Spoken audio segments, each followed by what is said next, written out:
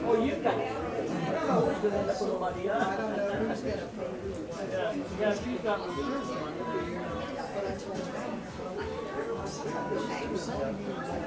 Well, like that guy.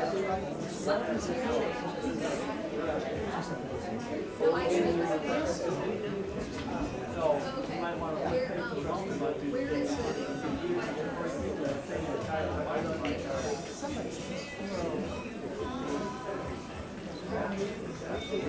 It's John's bike guy, he'll take care of it.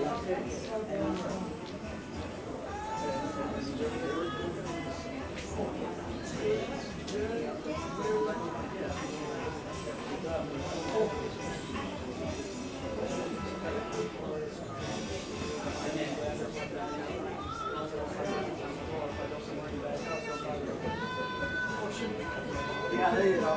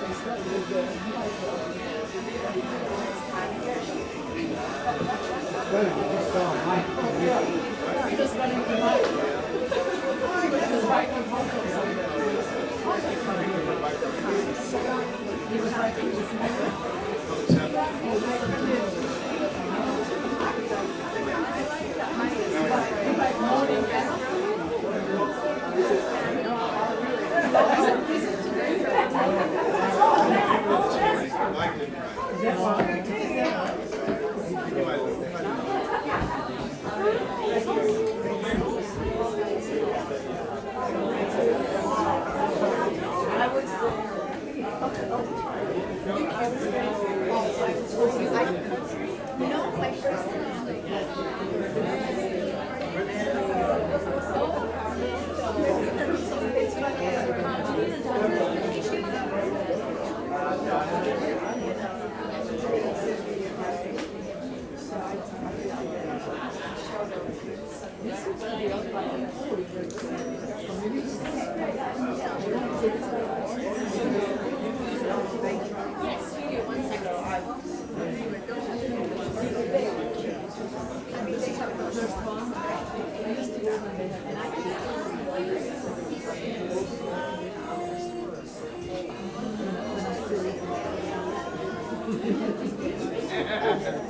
My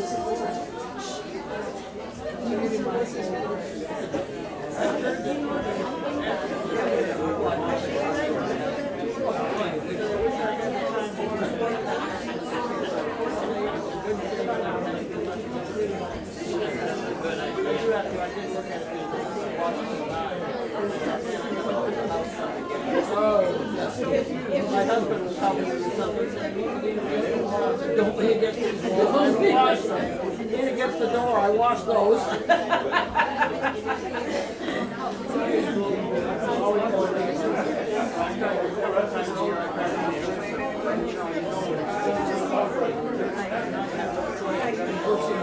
Yeah.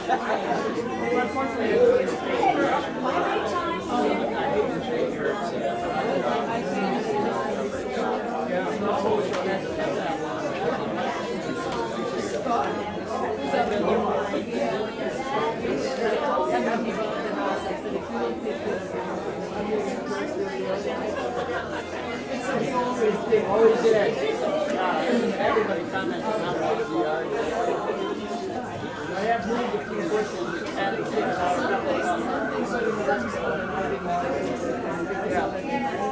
that's why, when I got a garden there and I thought, then I started fertilizing stuff. If you're fertilizing everything, I think it's better. Now for everything. Now I gotta move stuff or get it out of here.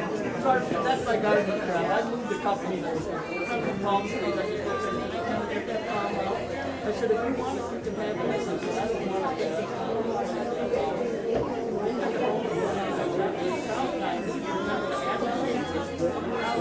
It's still alive. So the branch literally ripped it out of the ground. It was actually struck gas.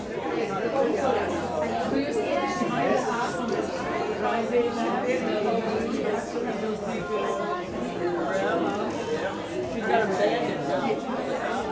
Because one of these new storms that came through really big, all the palm trees and the greenwood that came down, ended up as David and William Forest came really close to us.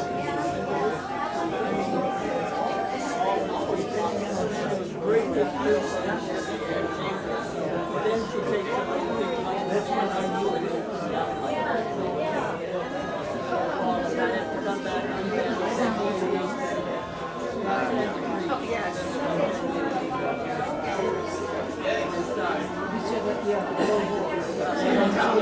he's 25 now, yeah.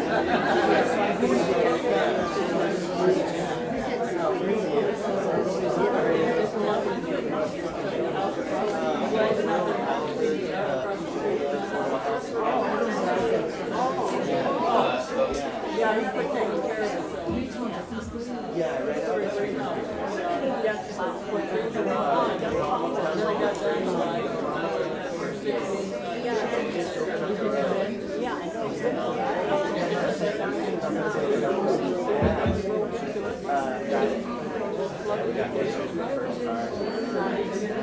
Hello everyone. We have a pretty full agenda tonight, so we'll go ahead and get started. My name is John Laney. I am the president of the KCA Community Association. For those of you who do not know what we are, what we do, KCA is an all-volunteer, non-profit, unfunded community advocacy group. And what we do is work to help shape the future of South Maui. So we're working on more and better roads. You're going to hear about that tonight. We work on flood mitigation, fire prevention, affordable housing, wetlands protection, environmental issues, all the things that we want for our community. So if you are not a member, please take a few minutes before you leave and join. It's $15 for your first year, and Pro Arts partners with us. You will get a free ticket to a Pro Arts event for your $15. So that's a pretty good deal. And the more people that join, the better our voice to make a difference for South Maui. So if you haven't joined, please do. And if you have joined, thank you. Thank you for coming. Thank you for being informed. And thank you for being involved, and tell a neighbor about us, because a lot of people don't know what we do. On that note, how many people here got our mailer? We sent out a cute, beautiful mailer. All right, some of you got it. And then, did anyone hear a radio ad for tonight's meeting? Oh, not much on the radio ad? Okay, nix the radio ads. All right, we have some association business. It is the time of the year that we form a nominating committee for board members for next year. And the nominating committee this year is Audrey. Audrey, are you around? Okay. This is Audrey. She is the chair of the nominating committee. And then we have Patricia, Adele, and myself are also on the nominating committee for new board members. If you are interested in being a board member, you can talk to Audrey or myself after the meeting, and we'll be happy to talk to you about that. But what we would prefer, if you're interested in joining our board, is that you join a committee first. And that way you can see how we work, what we deal with, whether it works for you, and we'll be happy after a while to nominate you for the board ourselves. So we are happy to have you. We're happy to have people volunteer with us. The board is all volunteer, and they put in a lot of time, and you'll find out as you come to these meetings that they do a lot of good. We do a lot of good for our community. Okay, speaking of volunteering, we're looking for an admin volunteer or two. So, here's the qualifications. If you can send an email and reply to an email, you are qualified. In addition, if you can make a phone call and follow up and or leave a voicemail, you're going to do fine for us. And it's you can kind of pick your time, 4 hours a month, 2 hours a week, something like that. But we are engaged in a lot of different things for South Maui, and an administrative volunteer or two would be very helpful. If you're interested in doing that, please talk to Patricia at the front before you leave. And then in the same vein, we're looking for a couple social media volunteers. So this is more complicated. Can you post something to TikTok? Can you get a video on Instagram? I cannot do either of those things. But if you can, and you want to help promote the a better future for South Maui, please think of volunteering with us. Talk to Patricia before you leave, and we'll be happy to get you going. All right, so we're about to call up our first presenter. And this is something that should make everyone here happy. It makes us very happy. You know, pretty much everyone is for affordable housing, right? All the politicians talked about it when they were running for office. And the county has a whole program to fund it. $30+ million a year goes into an affordable housing fund. And so there's a lot of good things happening. And one of the good things happening is right here in Kihei. It's the Hale O Pi ikea project. And it's opening, and they're still working on it, but good things are happening. So Keegan Flaherty is coming up now, and he is going to talk to you about the project, where it's at, and then we'll have a few minutes for Q&A.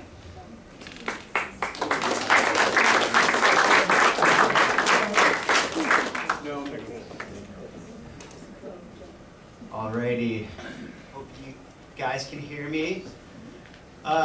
My name's Keegan Flaherty. I'm with ikea. We're an affordable housing development company headquartered on Oahu. And so when I flew over here, I have a little story to share. When I flew over here this morning, as we commonly do to check out the project and whatnot, I actually got some food at Panda Express at the Honolulu airport and got a fortune cookie. And the message in that fortune cookie really resonated with me, and the timing couldn't have been more perfect for this presentation, because that fortune cookie message said, your hard work is going to have an impact that a lot of people are going to enjoy. And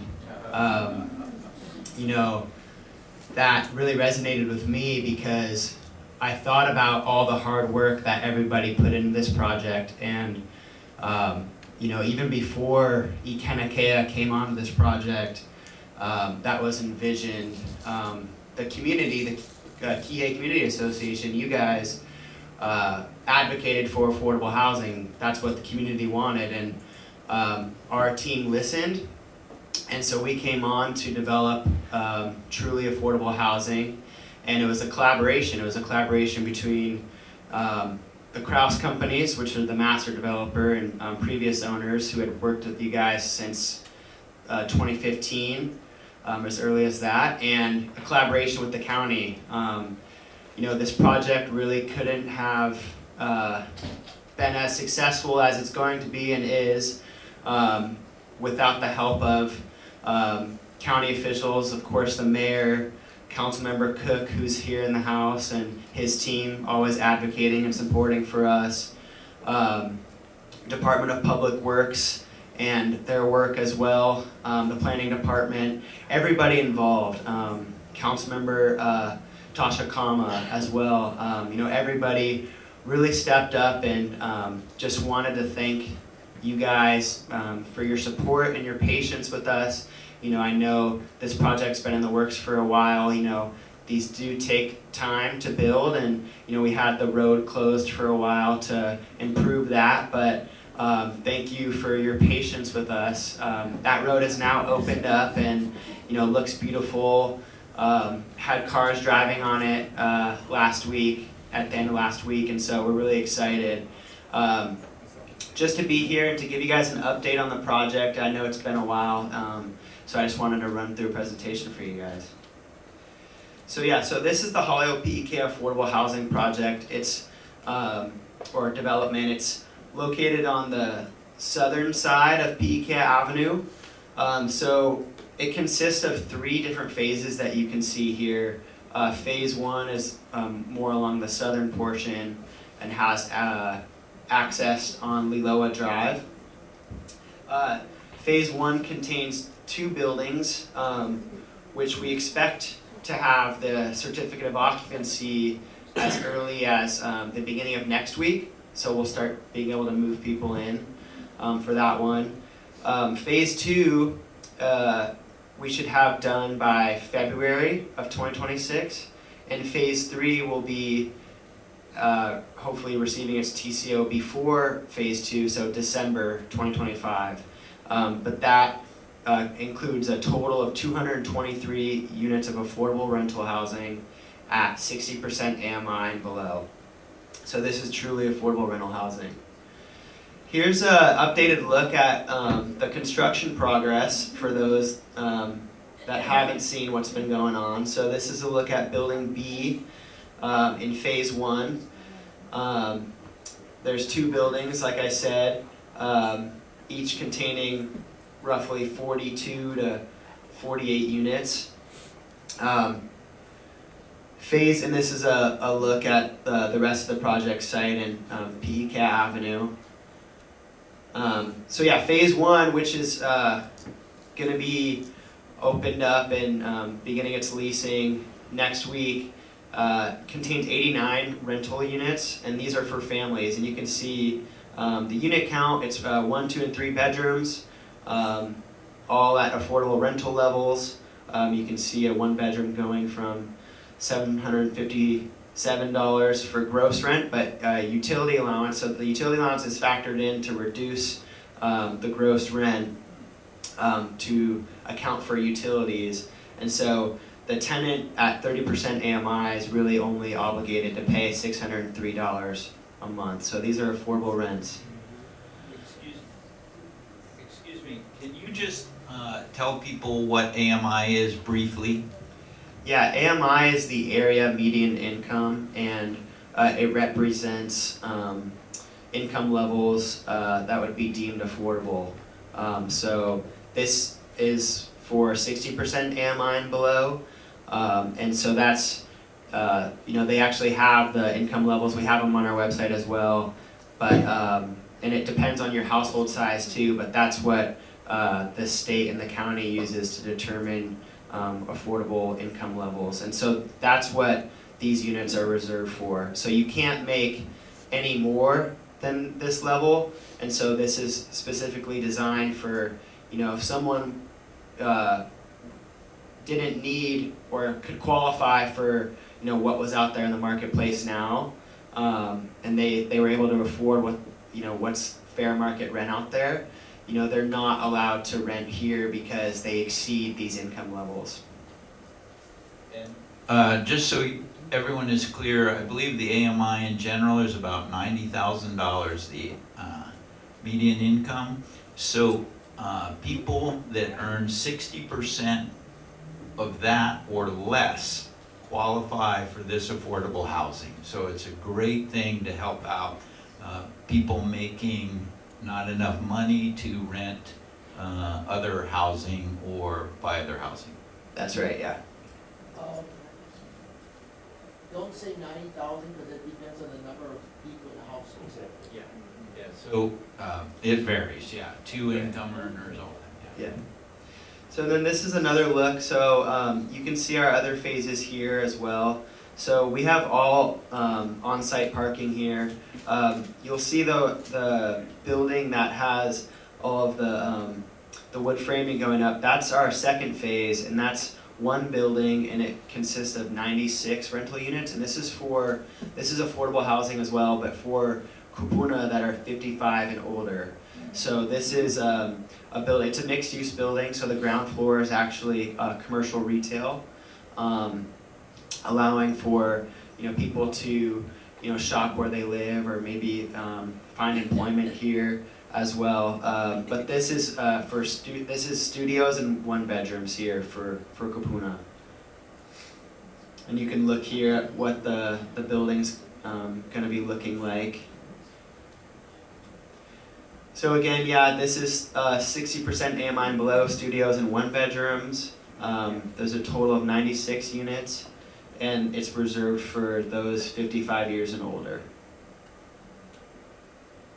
This is our third phase. So this is more of a garden style type of product, and this is for families. It's 35 rental units, 60% AMI and below, but includes 1, 2, and 3-bedroom units.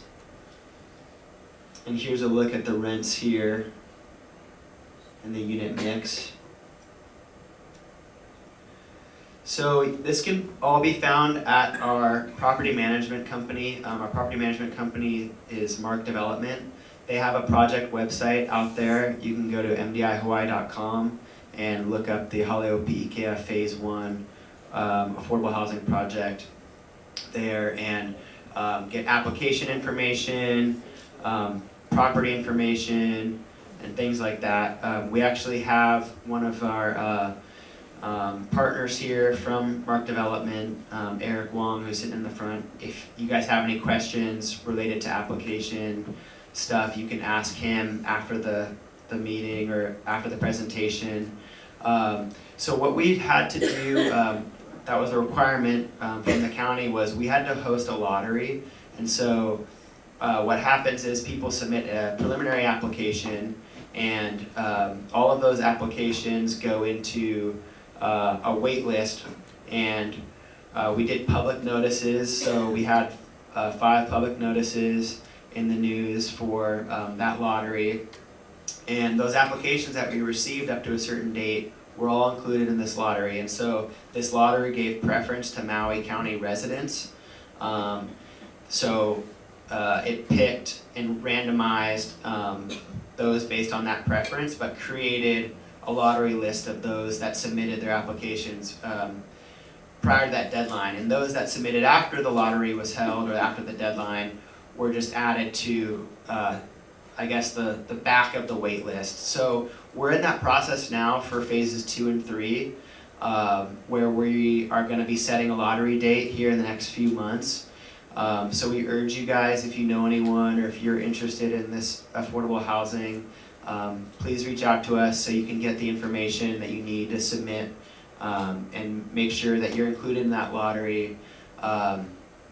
You know, some really cool key elements about this affordable housing project is it's affordable rent, but also there's a real community aspect here. So all of our affordable housing projects that we do take a holistic approach.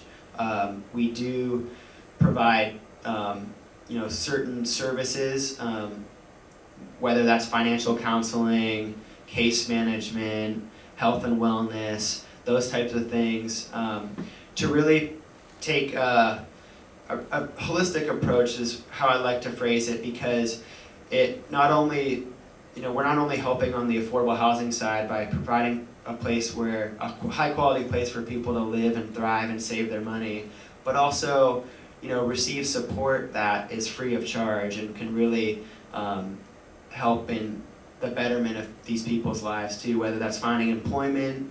We have a computer lab here, we have a community resource center for these events, these tenant association meetings, really want to, you know, resemble a place of community for people living here. We have a fitness room, so people can take advantage of that. A lot of on-site parking, electrical vehicle parking, and so we're really excited for the first people to move in here. You know, with that being in phase 1 with those families, we're really, that's what our the best feeling is, when we get to see the smile on people's faces moving in, and so we're excited. Please feel free to share this information with those that you guys think would be interested in this community. If you have application or any criteria or qualification questions, this is our property manager's email address and their cell phone. Our other property manager, who's going to be on site, each phase has an on-site property manager that will live there full time and be a big presence there for the community. It's the same number, but with the extension 553. 553. Yeah, so that's another extension you can reach out to as well. But we're also looking at you know, getting contracts going for the landscape maintenance, janitorial, those types of things, pest control, whatever that may be that you guys in the community, you know, you guys have the contacts and connections. We'd love to hear from you guys if you guys are interested in being a part of this, and submitting proposals to, you know, find employment here. You know, we're looking for that right now.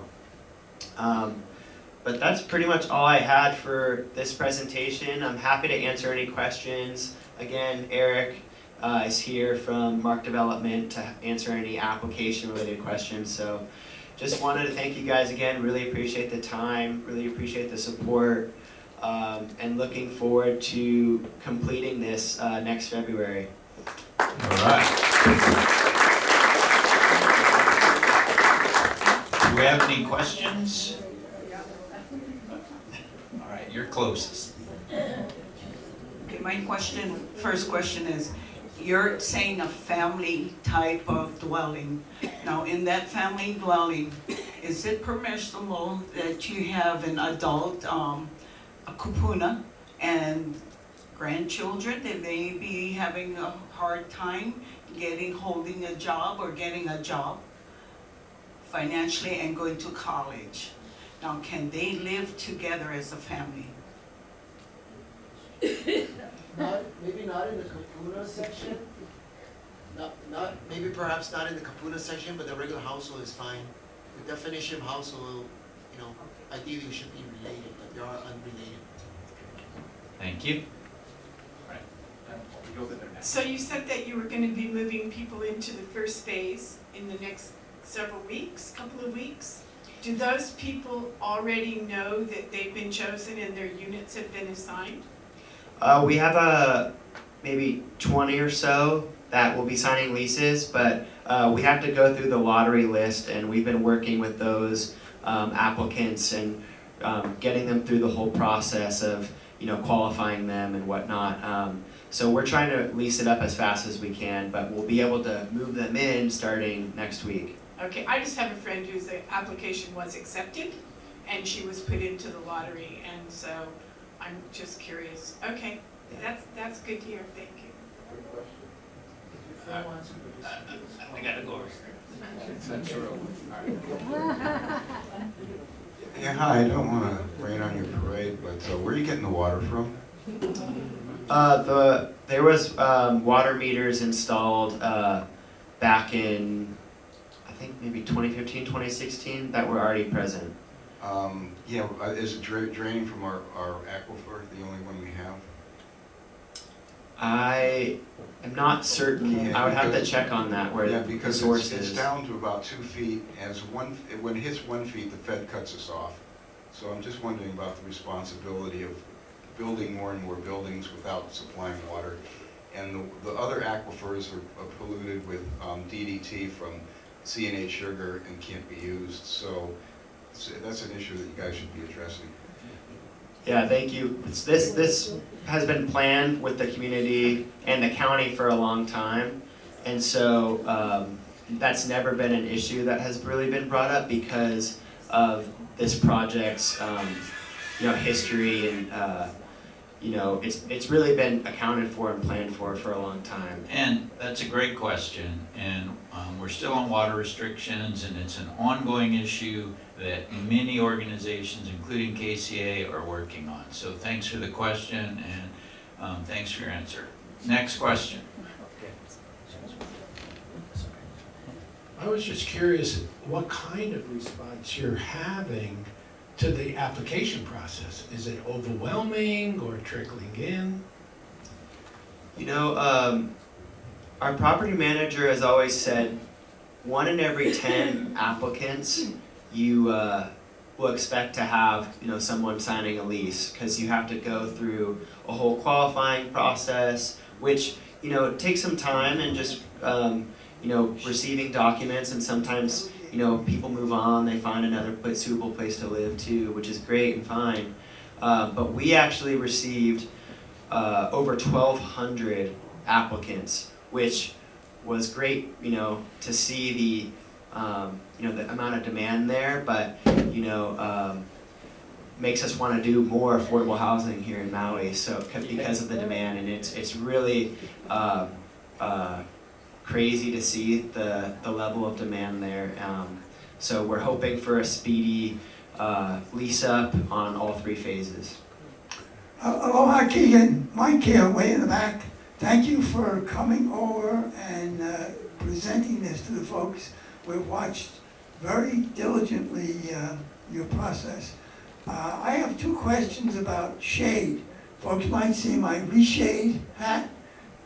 So 2 questions about shade. One is, we see on the first phase, some of the units have awnings on the windows, but they're only maybe every 6 or 7. Will they all have those shades, and are they actually shades?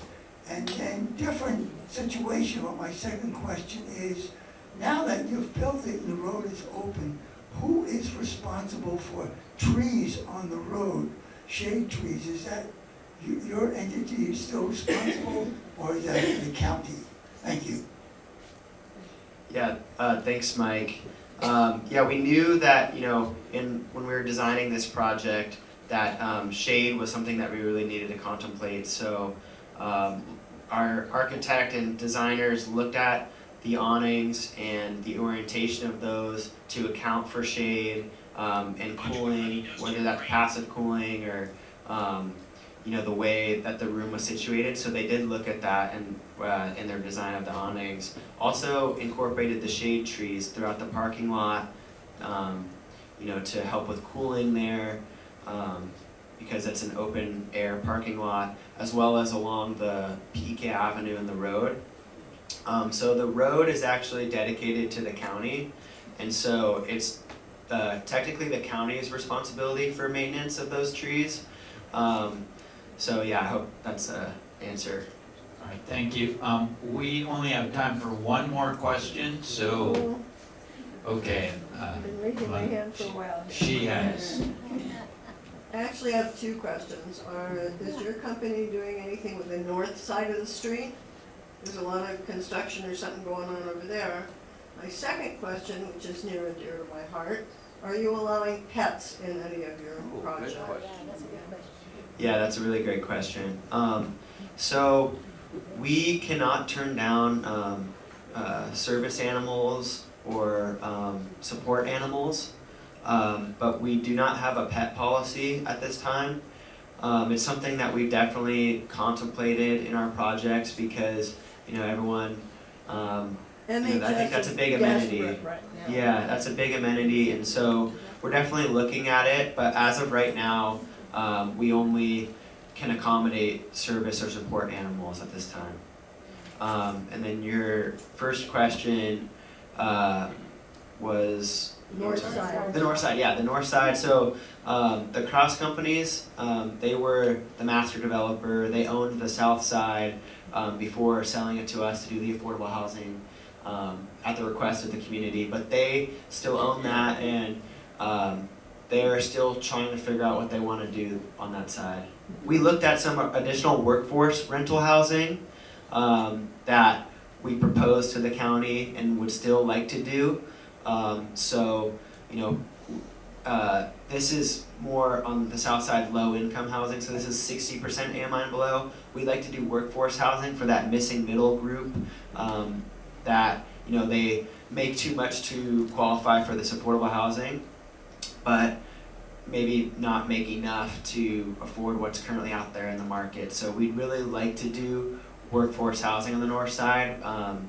I think we just kind of need some more support on the financing side, because everything's financing, and that particular type of rental housing is really difficult to finance without subsidies and support there. But we're working on it. Much needed. Yeah, thank you. All right, a big hand for Keegan. Thank you very much.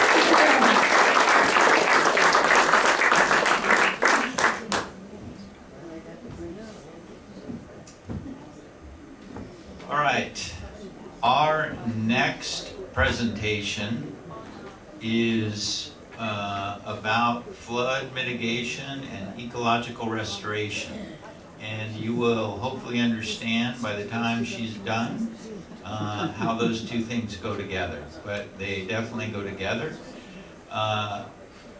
The woman that is going to come up is dear to my heart.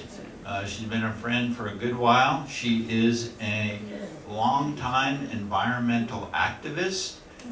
She works for the county and some nonprofit organizations, Reef to Ridge, and she really fights for the environment and making good things happen. So please welcome Tova Callender to the stage.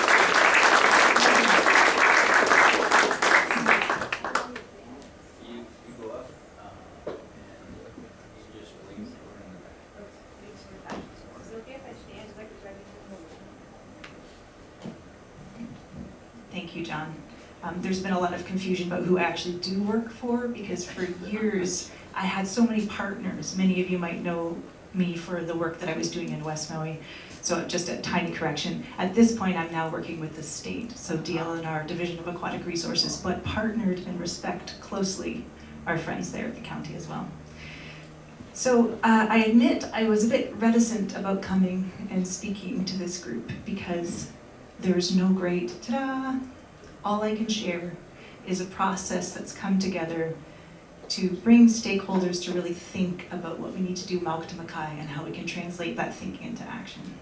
So, expectation management. Everything I'm sharing is work of a whole collaborative unit of people. I'm happy to see DPW is here, so any of the hard questions about their work, I can send to them. This is great. But let's get rolling here. So, next slide, please. So, this has come up again and again in the South Side, that if we're going to solve problems that are hitting the coastal community here in Kihei, we have to take that bigger lens, Makatamakai. We have to think of it as a system. You can't just try and solve one little thing at the bottom of the mountain. You've got to actually look at the whole picture to sort it out. It's everybody's problem, so it's everybody who's a part of the solution. And we really have to collaborate and communicate.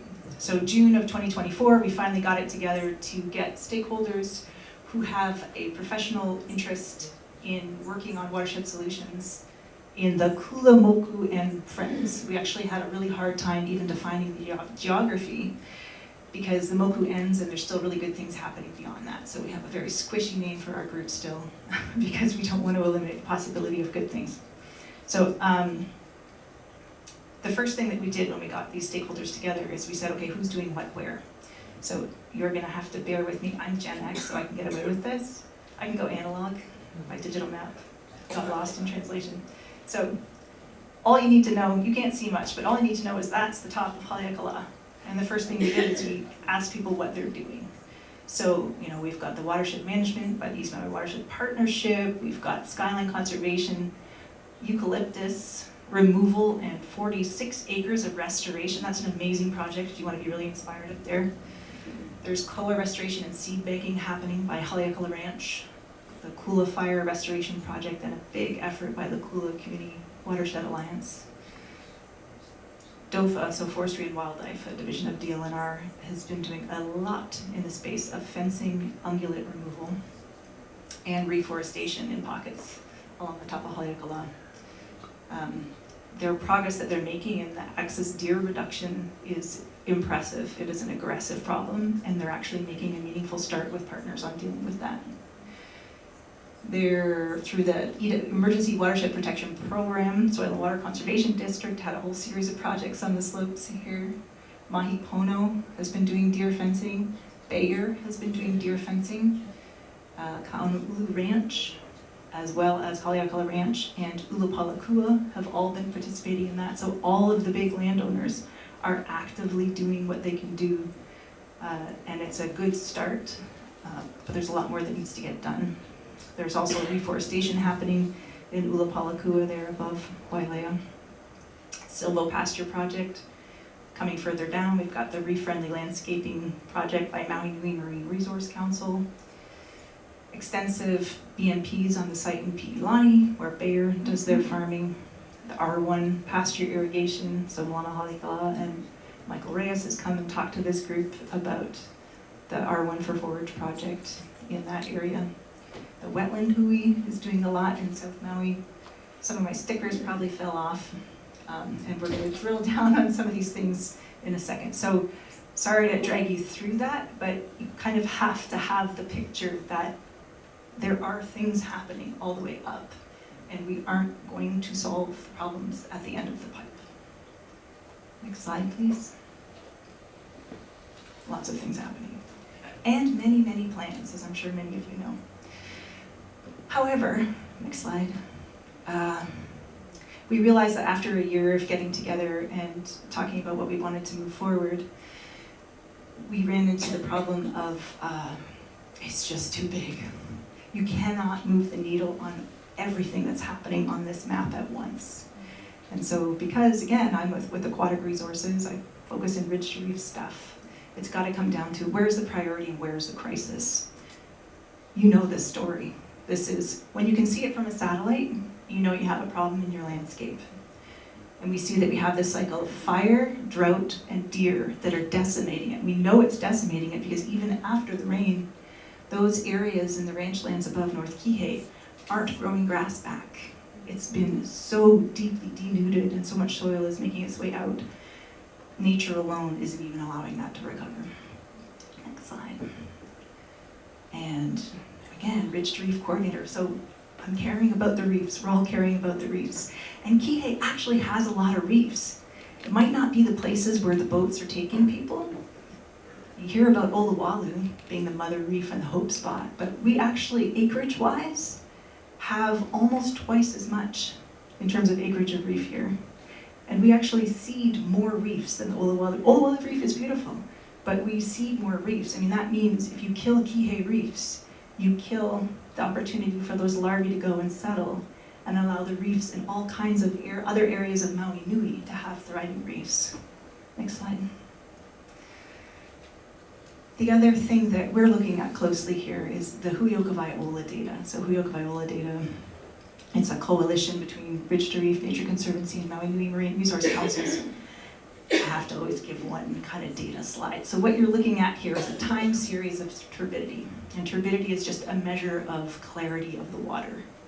So you can see down at the bottom, back here in 2017, we had some bad weather. It got better. Had some bad weather. You can still swim at that beach. I live along that beach, so I've been tracking very closely. All of a sudden, we hit 2022, and it's never clearing out. And the amount of sediment that's coming and resuspending and sustaining that really poor water quality is devastating. And I say devastating because that orange line is thrown on there to show where 5 NTU are. Because 5 NTU is where we found with other reefs in leeward Maui. If you're keeping the water at more than 5 NTU for about 40% of the time, you don't have any reefs left. So how are we doing here in the last 3 years? I mean, coral reefs have to photosynthesize. They're animals. They can't flush off that amount of sediment and come through. So I am ringing the 3-bell alarm here. We're gonna lose the reef. Next slide. Once you do that slippery slope to slime, it is very hard to come back. This is an ecosystem that if it's not growing, it's dying. Next slide. I put these together for something else I'm working on, and I cried. This is September, this is Klepo-Lepo, so just outside of the whale sanctuary area here. This is September 2022. This is August 2025. Do you see the difference in those reefs? I mean, they were beautiful. I had friends from Palau who do watershed management. When they came, I mean, Palau, amazing reefs. Let's go out on these reefs, and it was beautiful. Just these few years later, you can see it's being completely smothered, and it's just not going to support life. Not everybody cares about this. Of course, this is the rainforest of the sea, so this is where your fish are too. So maybe you don't care about reefs, but maybe you care about fish. That matters. Next slide. But if you care about other things, you might care about the effects of waves coming in. So this is a study by USGS. It's looking at a 100-year storm on the coast of Kihei. This is really detailed modeling work that they did for this paper. The blue line is how far those waves will come in with the reefs we have, and the red line is how far that storm will come in if you don't have those reefs. So there is a very material reason. If community is your priority, of course I care about people too, I live in this community too, but we're losing this natural bit of infrastructure that we know we're needing to protect our whole coastline. And if you're paying attention, you can see where there's no reef. There's more coastal erosion in that area. Next slide. So, you know the story. Here's Waiakoa. Part of what we're trying to do is get this word out, get this data out, show these images in places that matter. Next. Coming down the way, we've got Kalani Hakoi area, similar story. Who lives down in this area? Right, yeah, so this is your story. This is all of our story. Next slide. So we decided, okay, let's regroup. There's already amazing people working in the Ma'alaya Bay area towards Ma'alaya. Forestry and Wildlife has resources to do excellent fire breaks and restoration work in that area. Have you heard of the Pilinamoku grant?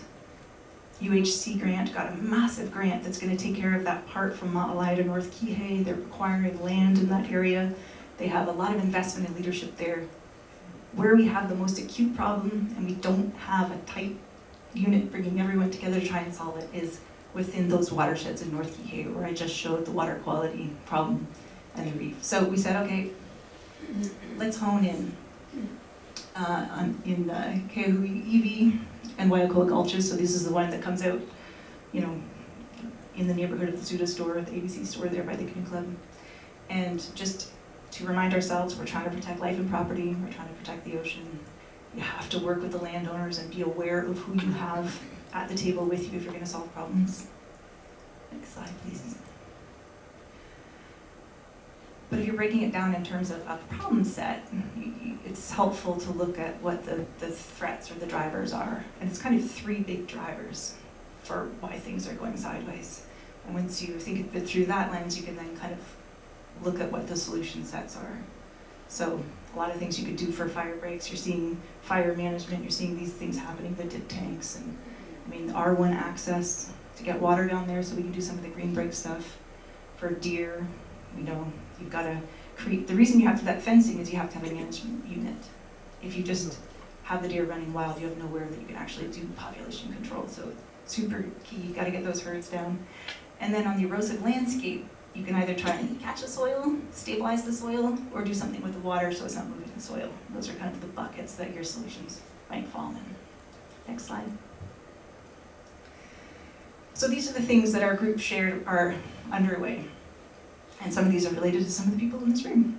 So Mahipono and Bear are both aggressively doing fire breaks in the portions of land that they own. There is a fire breaks and the deer fencing. They're doing that as well as with Forestry and Wildlife. With NRCS, Mahipono and SMEC are working on removing some more sediment in one of the sections of the drainage there and potentially trying to get it so that the water would actually, you know how right now when it really rains it comes down and then it just ends out in this neighborhood? It's supposed to bank and go into the wetland and it doesn't. So NRCS is exploring that possibility, surely with the county as well, given their infrastructure is down there, to try and get the water rerouted.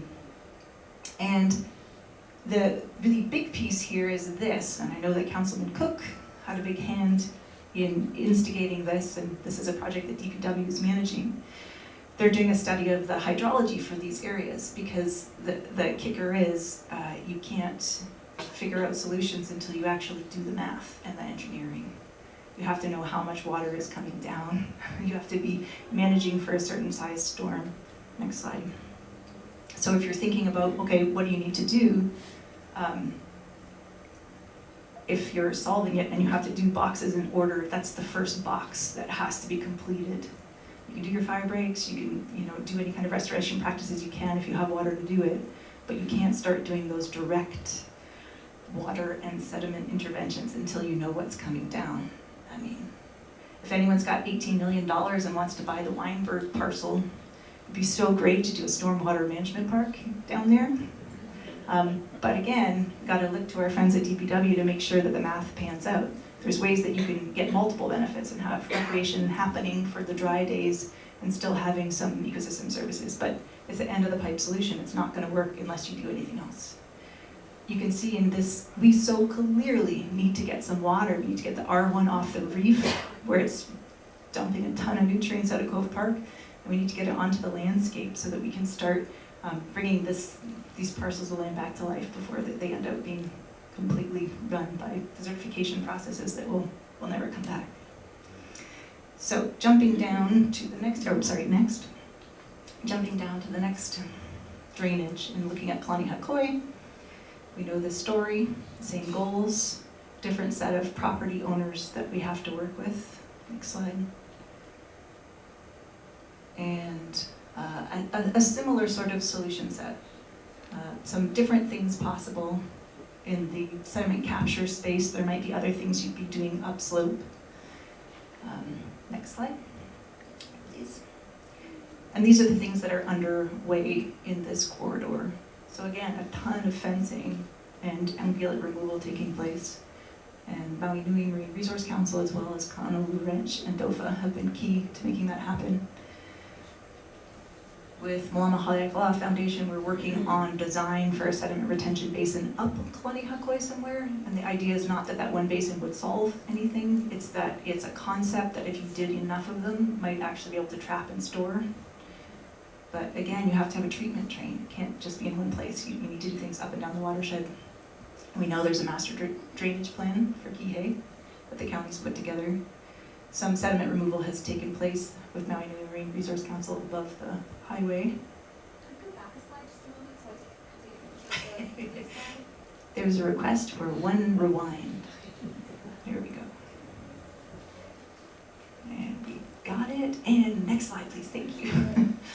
The really big one that was super visible that Public Works recently did was removing all of that sediment that had accumulated within Klanihakoy Gulch. And I know some people in the community were upset about the removal of the trees and wondered what was happening there. It was a necessary evil. You can't restore capacity for flow until you take what was functioning like a retention basin that hadn't been maintained. That sediment had to come out. I was out there after the storms this last year, after most of the clearing had happened, and there wasn't as much mud on the road next to it because there was the ability to flow. I mean, it's painful to watch any bit of landscape ripped up, but it's just sort of having to turn back the clock a bit. And Ty will answer all your questions about that. I got a question, I'm sorry, real quick. What is DOFA and Menware Hick and, yeah, what is DOFA? Oh, sorry, Division of Forestry and Wildlife. Oh, So okay, that's okay, two what in our is the one, the sediment? Maui Nui Marine Resource Council. Oh, okay, okay, okay. Yeah, sorry, acronym soup. No, thank you very much. Yeah, all good.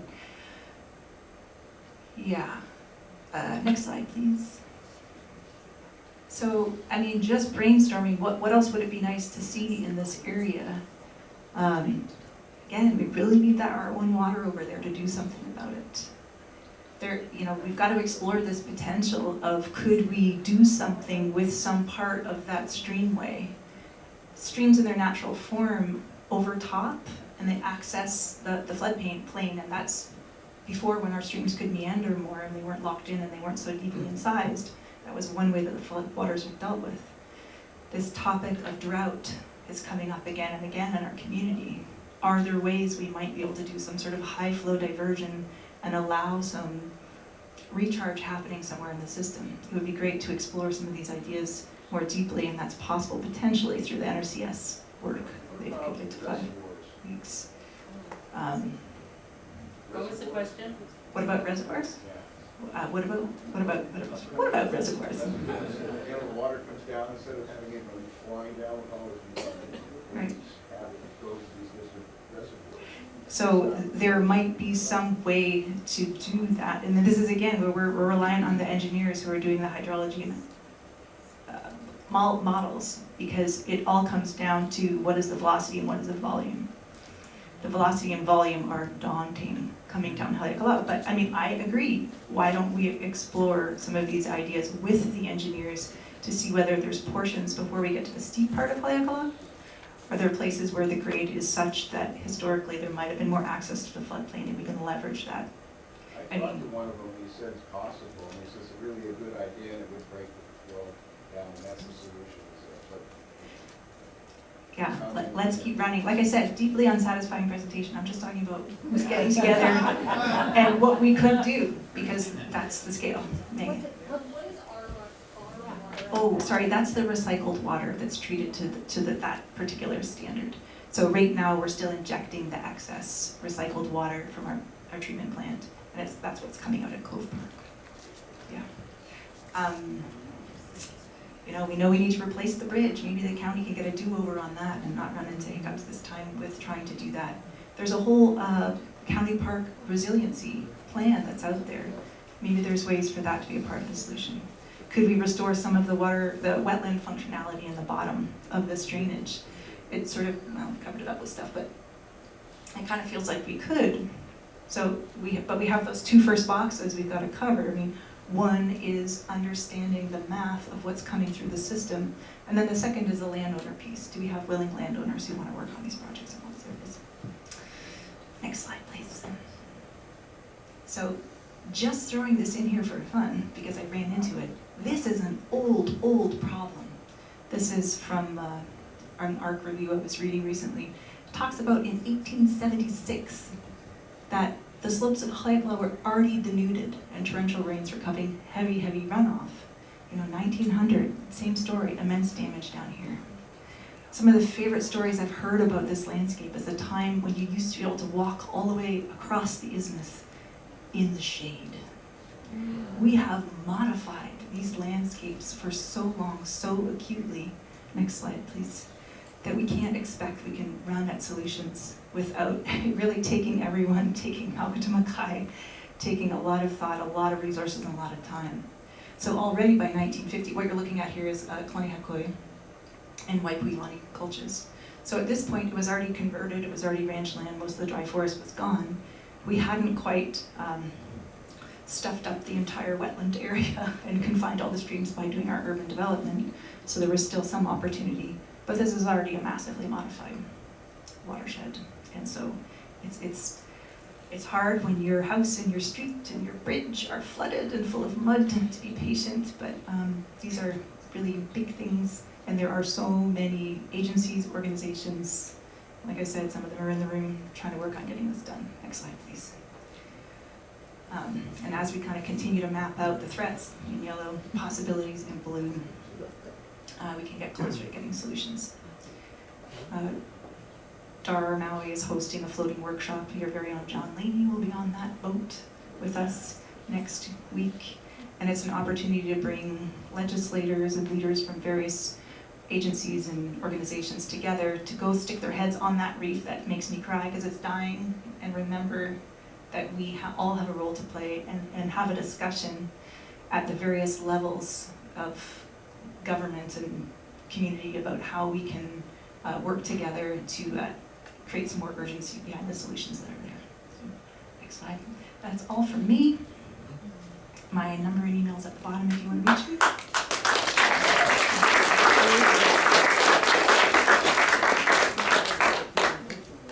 Isn't she great?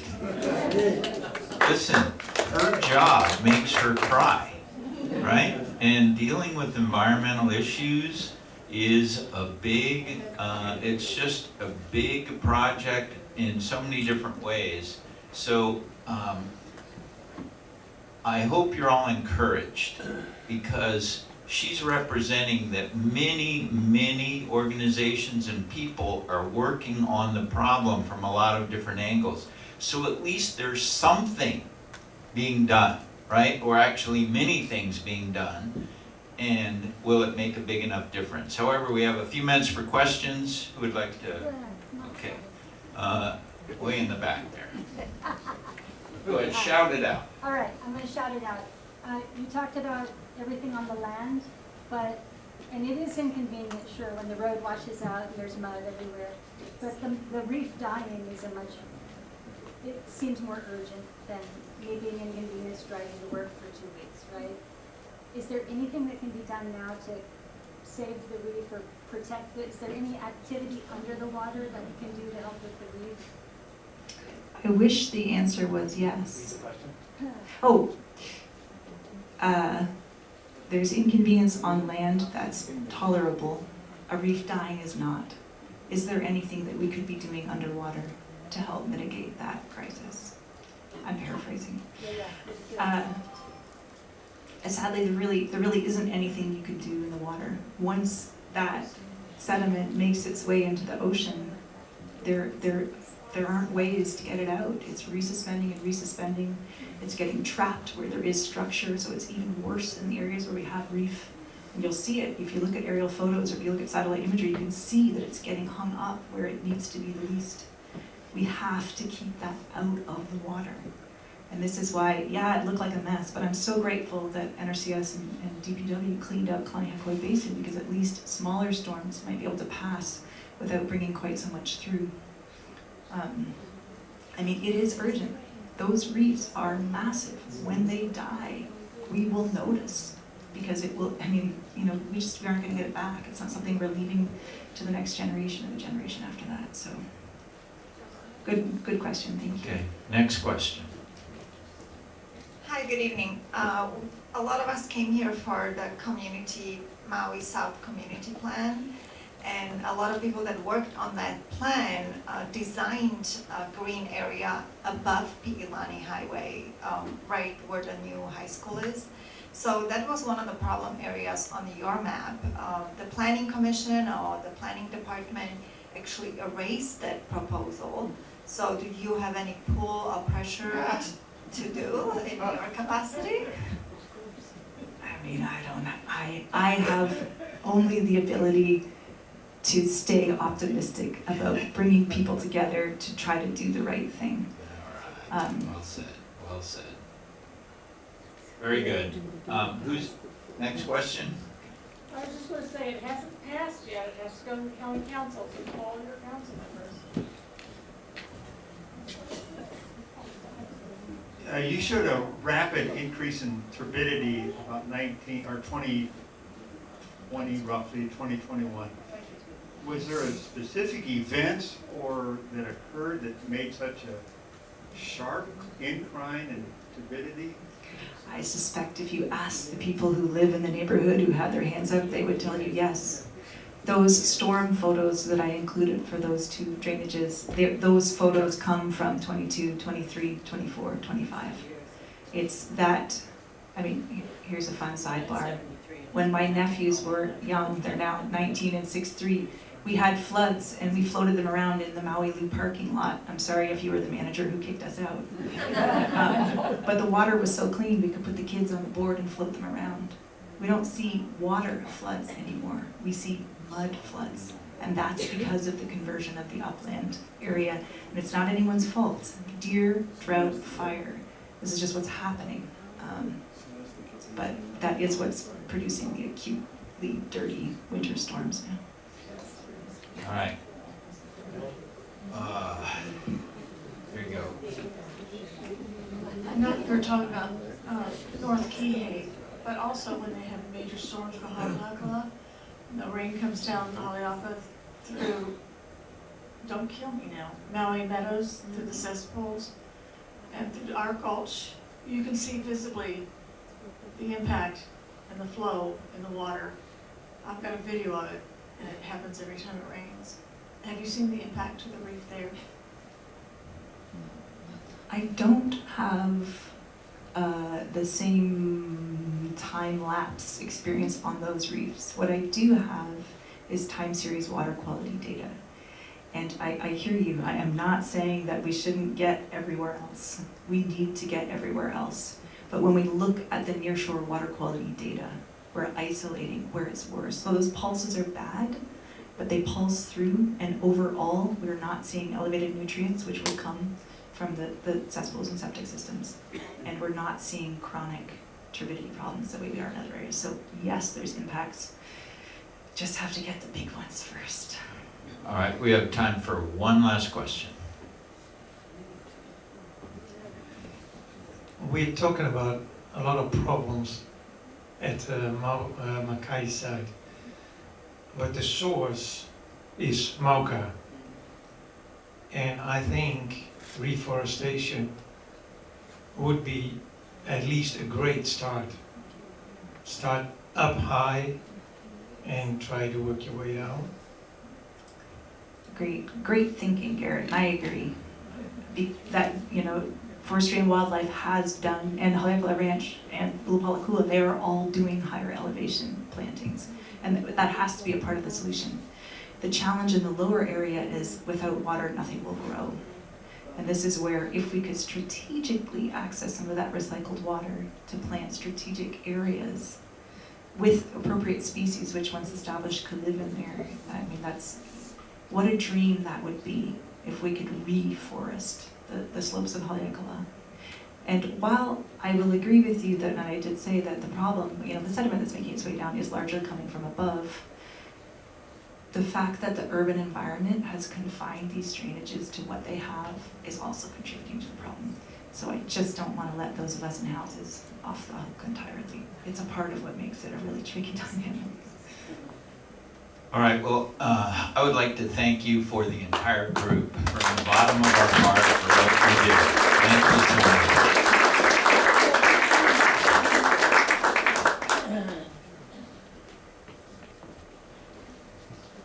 All right, so next we have Nolly Yegan here to talk about the North-South Collector Road, one of the biggest traffic projects that we have going on in South Maui right now. You know, there is a lot that'll bring you up to date on, but you know, South Maui is growing, and there are 7,000 plus units in the next 10 plus years that may be added. Hopefully we'll slow that down some. but we need more ways, traffic corridors and ways to move traffic. The north-south collector road is a key project to help us move traffic. It will take traffic off of South Kihei Road and off of Pialani, and that's going to help us now and into the future. So Nali, if you'd come up.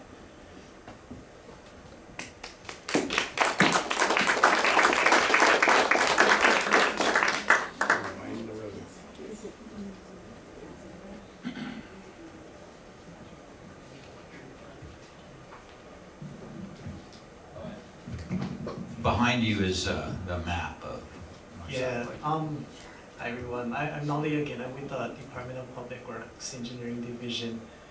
And I'm sorry I don't have a presentation for you guys, but I was promised a map.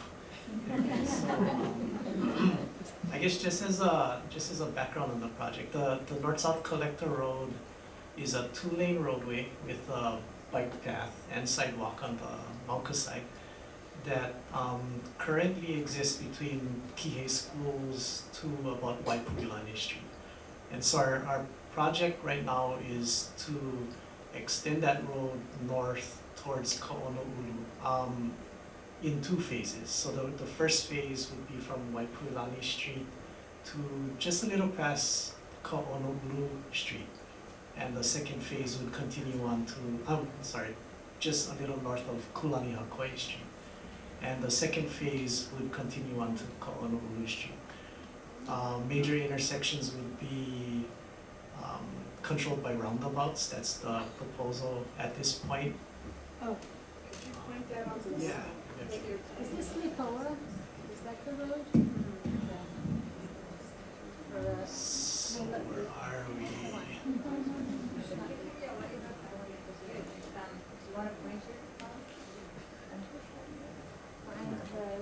I don't even know where I am.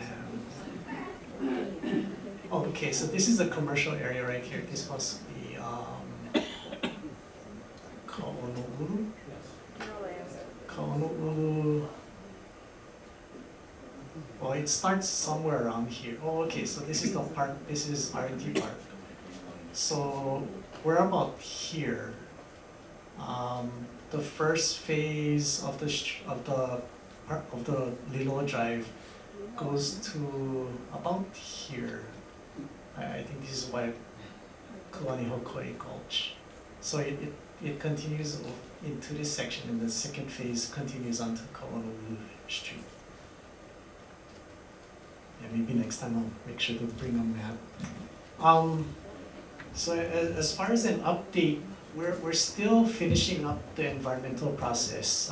We recently published the what's called the 343 EA. So that's the Hawaii environmental assessment.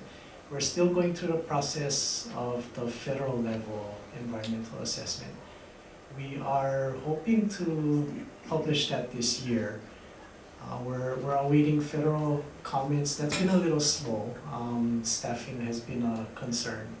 So once we get those, then we'll work on revisions and officially publish that document. As far as what's next is, once that document is published, I believe there is a challenge period. And once that is done, we can proceed with land. So things like acquisition of land, obtaining the easements that we need, and concurrently with that process, we are still going through the designs. Project construction plans are a little better than 50% at this point, where our target is to get this project obligated, so funding secured by the end of next year. That's a really hard push, and part of that push is motivated by the fact that we have a RAISE grant, and so we do have deadlines that we have to adhere to as well. That's the current status of the project, and I know Tova mentioned R1 water in her. So the project does have extension of that R1 going north. So that's part of this project as well. I guess at this point, if there's any questions, that is a status. Nolly, can you let people know when the current phase is expected to be completed? So if we target obligations, say by the end of next year, we're looking at bidding sometime in the spring of 27. Once all of that is, once the contracts are all signed, construction would have to start within that 6-month window. So we're looking at fall of 27. And the construction period, they're looking at about 18 to 24 months. So that's fall of 27, fall of 28, spring of 28. So we're looking at that 28 to the end of 28 time frame. 28 to 29, just so you know, right? But there are things happening, all right? So I understand that one of the problems that the county's dealing with now in this particular area that you're talking about development is that you have not acquired the land that you don't have the land yet, and that you will eventually go eminent domain and all the people will have to like sell their land to the county and then the road will be built. Is that correct? That's a process. So my question is, why is the county not building the road on the land that they already own? So if you already have the land, why don't you put the parts in on the easiest sections, because any piece of that road that you finish creates exits for people and another way out. I live on KCA, which is where Foodland is. If you drive up to the end of KCA, there are cement abutments across the dirt area that's already leveled and cleared that takes you to Wellacahau, that King's Chapel. That road is already there. It's already, except you've blocked it off with giant pieces of cement. You must already own that section of road. Why don't you fix that piece instead of spending 4 years waiting to fix one that you don't even own the land yet? Yeah, so I mean, there are portions of the right-of-way that the county already owns. And so back in 2003, when I came to the county, so the project was sort of dead. And so what we wanted to do was build up the project in pieces. And so we were intent on using the right-of-way that we originally had. But we actually started to try and pursue it as just a bikeway because we felt like the road wasn't gonna gain any traction. So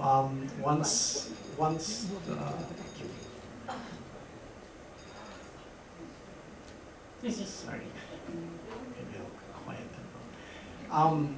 So we looked at that, and so that was our intent. And then so when the whole master planning of the road came back up again, we were encouraged to look at the entire roadway, and not just a 2-lane roadway, but trying to get it, trying to extend sort of like that lineal park that we have already. And so once we start adding that, the right-of-way starts to get a bit tight. Couple that with relocating some utilities, new clearances that are needed by electrical systems, all of a sudden the right-of-way is just not enough.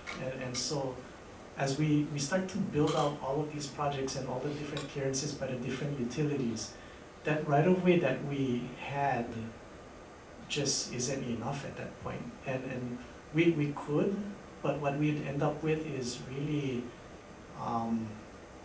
minimal everything. And say, for instance, like let's just take a bikeway. For these non-motorized users, comfort kind of equates to safety. And so if we give them just a minimum, it's not a very comfortable facility to work on, to ride on. And so that's why everything starts to expand. And at this point, that's where we are. We're trying to accommodate everybody comfortably and safely. And just so you know, there is the mayor and the county, now there's a plan to complete all the phases there. So the idea is they'll do this phase, and as soon as they're done, roll on to the next phase, and eventually down to block a house. So it is going to happen.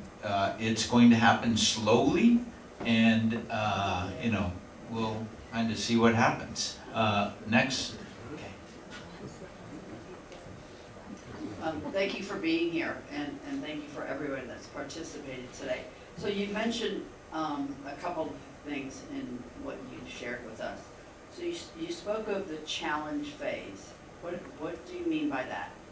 So my understanding of the environmental process is once you publish that document, the environmental assessment, there is that portion where it's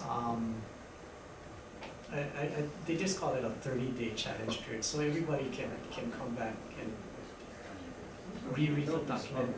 Yeah, it's open to public comment. Okay, all right, thank you for that. So I live in a development that is getting annihilated by the floods. And so Tova just talked about how not having the trees, not having the landscape, not having the ground cover all the way up the hill, which is contributing to the flooding. So now you're talking about putting in asphalt and concrete and for people, you know, for traffic.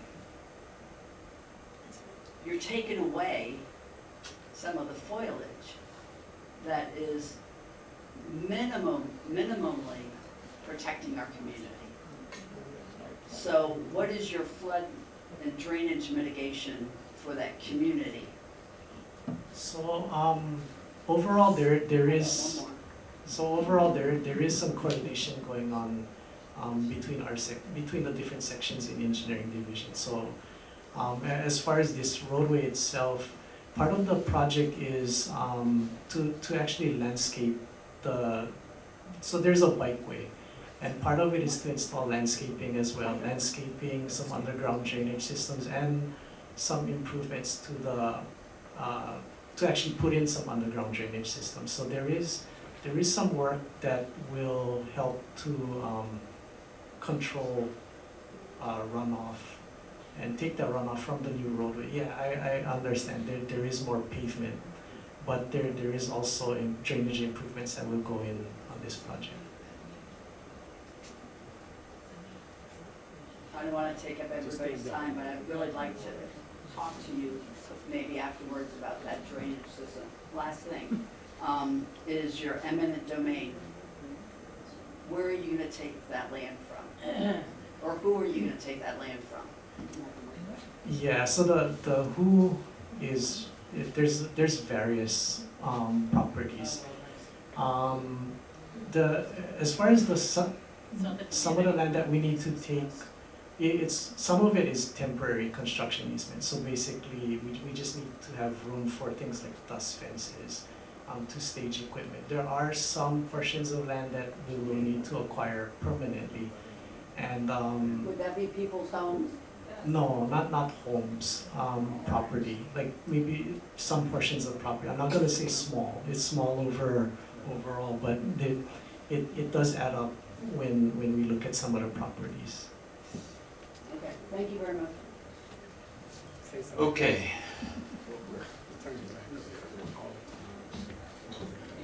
Any idea what's going on with South Kihei Road in terms of shoring it up with the global warming situation? Yeah, I just watched the ocean get closer and closer to the asphalt. Yeah, sorry, I don't have that info. I know there is work to constantly repair it whenever it gets washed or damaged. As far as a long-term fix, that's something I can find out and I can share with KCA. You know, I've got a question regarding this. What concerns me is the roads not being available for, there's so many projects we have on the books for South Mountain. And there just is not the roads to handle them. We had that tsunami warning. I live at the end of Old